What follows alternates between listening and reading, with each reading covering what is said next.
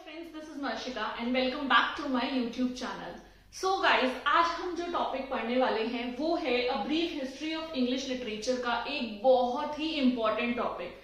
History of English literature आपके English literature से related जितने भी एग्जाम्स हैं, चाहे वो टीजीटी का हो, पीजीटी का हो, आपका एनवीएस हो, DSSB से कोई भी एग्जाम हो, या फिर आपका यूजीसी नेट एग्जाम हो, एमए का इंग्लिश एंट्रेंस एग्जाम हो, इन सारी ही चीजों में हिस्ट्री ऑफ इंग्लिश लिटरेचर बहुत ही ज्यादा इंपॉर्टेंट रोल प्ले करता है।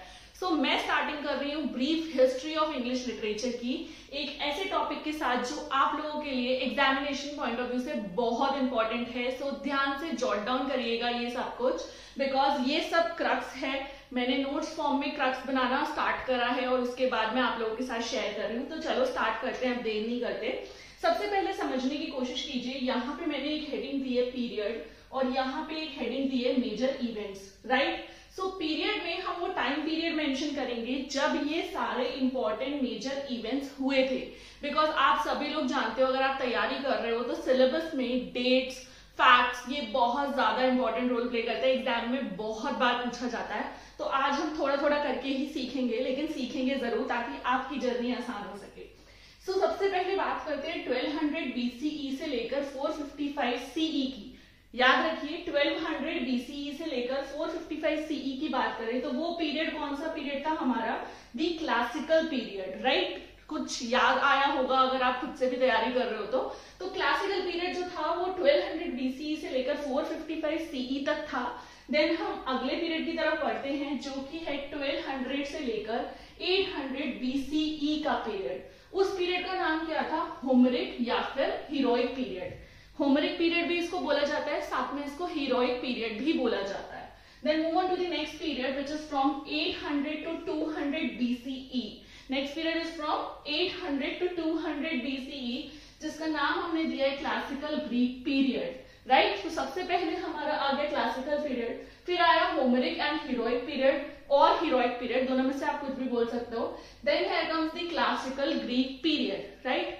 Moving on to the next important one is 200 BCE से लेकर 455 CE का जो पीरियड था उसका नाम है classical Roman period, okay, classical Roman period. Then here comes 70 CE से लेकर 455 CE तक patristic period. What is that? Patristic period. अभी इन सबको हम डिटेल्स में भी डिस्कस करेंगे। सो आगे आने वाली क्लासेस आपके लिए बहुत इंपॉर्टेंट होने वाली हैं।